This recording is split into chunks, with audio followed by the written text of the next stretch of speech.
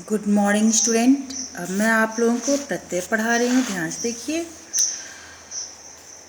विभक्ति रहितस्य मूल शब्दस्य अन्ते, जिस शब्द के या जिस पद के अंत में विभक्ति नहीं लगी हो, अर्थयुतम शब्द प्रतिपाद, उस मूल शब्द से अर्थयुक्त शब्द निकालने के लिए यह शब्द वर्डो या प्रयुज्यते, वह शब्द या वह वर्ड जिसको लगाया जाता है सब प्रत्यय कहते हैं, तो वह प्रत्यय कहलाता है। ठीक है। विभक्ति रहित मूल शब्द में शब्द के अंत में अर्थयुक्त शब्द बनाने के लिए जिन शब्दों का या जिन वर्डों का प्रयोग किया जाता है वह प्रत्यय कहलाता है। विभक्त रहित मूल शब्द संस्कृत व्याकरण प्रकृति उच्यते। विभक्त रहित मूल शब्द संस्कृत व्याकरण में प्रकृति कहा जाता है।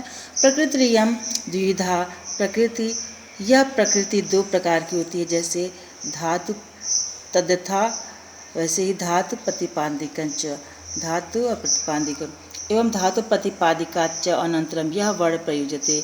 इस प्रकार से धातु के प्रतिपादन के लिए जिन के बाद से जिन वर्डों का प्रयोग किया प्रत्यय वह प्रत्यय होता है। यथा राम इति शब्दे राम प्रतिपादक, यहाँ पे राम प्रतिपादक है। अस्ति विसर्ग सु च प्रत्ययो वर्तते, और विसर्ग राम प्रतिपादक है और विसर्ग प्रत्यय है।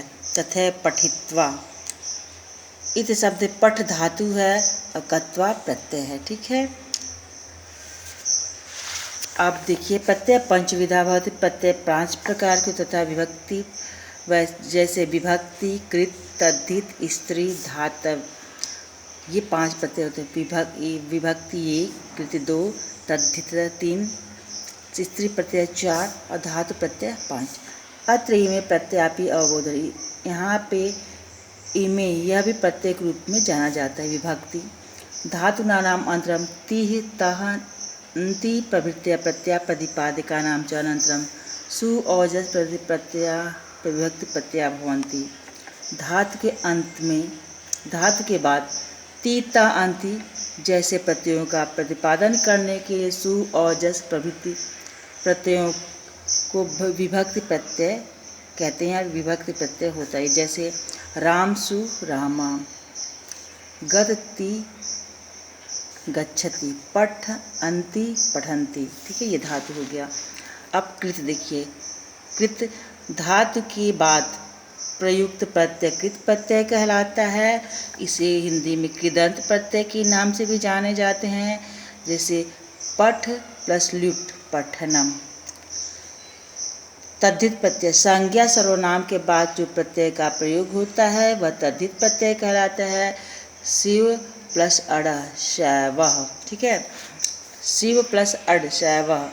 स्त्री प्रत्यय पुल्लिंग स्त्रीलिंग परिवर्तन के लिए जिन प्रत्ययों का प्रयोग किया जाता है वह स्त्री प्रत्यय कहलाता है, जैसे चतुर प्लस टाप चतुरा, दात्र प्लस इंगा दात्री। ठीक है, चतुर पुल्लिंग हो गया तो स्त्रीलिंग बनेगा चतुरा, टाप लग करके। ऐसे ये प्रत्यय हैं, तो आपको बस समझना है, लर्न नहीं करना है। ठीक है। अब यहाँ पे देखिए अंग ध्यातव्य धातु विभक्ति मध्य सन षष्टिं प्रवृत्तिया प्रत्यय धातवया भवन्ति। धातु विभक्ति के बीच में सन सपड़िंच जैसे प्रत्यय धातु प्रत्यय होते, जैसे पठ प्लस हडिंच प्लस ति पाठयति। आंग्ल भाषा प्रति शब्द से कृते सुफिक्स शब्द पढ़ते। अंग्रेजी भाषा में प्रत्यय के सुफिक्स शब्दों का प्रयोग होता है। केचन प्रमुखा व्यवहारिका प्रत्यय सन्ति, कुछ व्यवहारिक प्रत्यय कत्वा तुमुन सत्री शाणत तव्यत अन्यर्क कुतवतु धियाम टाप ल्यूट डी ल्यप इत्यादि। ठीक है, ये प्रत्यय हैं। डियर स्टूडेंट, आप लोग इसको पढ़ लेंगे सरसरी निगाह से इन्हीं शब्दों के साथ। धन्यवाद, बेस्ट ऑफ लक।